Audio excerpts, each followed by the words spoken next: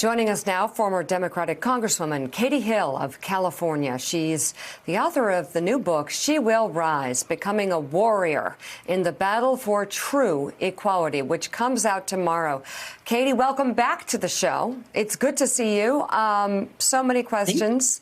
I'd love to hear about the journey in your thought process in terms of writing this book. What was the message you wanted to share? Sure. I mean, this has been a crazy year for me, right? My brother died shortly after I resigned. Thank you. But what I decided was, in writing this book, I needed to lay out what is going to be my mission for moving forward. And that's supporting women getting elected for office and helping to dismantle the roadblocks that we all face systemically to facing a misogynistic society and how we're going to be able to change that. The bottom line is that we need to elect more women up and down the ballot. And it's, for us to achieve true change, that's what it's going to take. And you were one of those women who were elected. And so I guess, how much does your book address your departure and what happened during that time? Yeah, the first chunk of my book is really about what led to, my resignation, what led me in my life to where I was, including the resignation. At the time, I felt like it was the best and the only decision for me to make for myself, my family, my constituents, my colleagues, my staff. And I can't say that I regret it, but I also feel like there's a lot more that I can do by, being on the outside and helping support dozens of women, maybe even over the course of time, hundreds of women, to make it into office and to be real leaders and to help make the changes we need. Kasie Hunt? So, Katie, do you regret at all stepping back? Do you feel as though the system in the situation that you found yourself in was more likely to push a woman out than perhaps a man?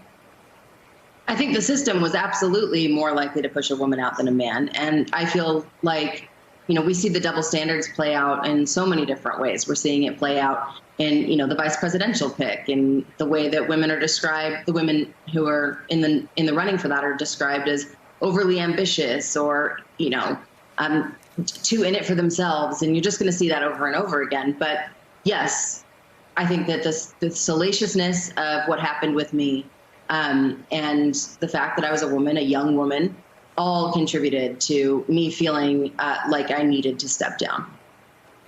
And about that experience, you were a victim of revenge porn. I'm personally glad you're fighting back. I'm glad you're back on television. I'm glad you're working on your career again, and you haven't let it destroy you. You were reportedly threatened by your ex-husband that he would ruin you. And I'm glad you're fighting back. I just have to ask, though, do you regret, as pictures were released, anything about your life? It's totally wrong that the pictures were released, and that's worth fighting for. But anything about what happened in your life during that time? How self-reflective are you on a balanced level? Are there things you wouldn't have done looking back? Oh, my gosh. Of course, there's things that I wouldn't have done. And writing the book and being quarantined and having these last 8 months, there's been nothing but self-reflection, probably the longest period in my life to have done that.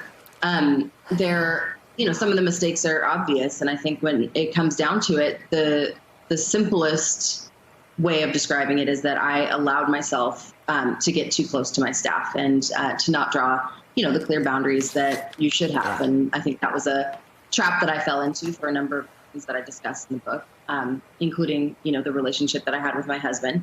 But the biggest guilt that I feel around it is the way that this whole thing has impacted my staff. And I hope that, I can gain trust and forgiveness moving forward. That's part of the work that I plan to do now. Totally get what you're saying. The new book is She Will Rise, Becoming a Warrior in the Battle for True Equality. And Katie Hill, I've tried to reach out to you a few times, and I will tell you, your staff loves you very much. They were very protective, hung up on me, but in like a good way. So I do understand those regrets, and I wish you the best, and come back. Good luck with the book. So much. Good All to see right, you. Katie Hill, thank you.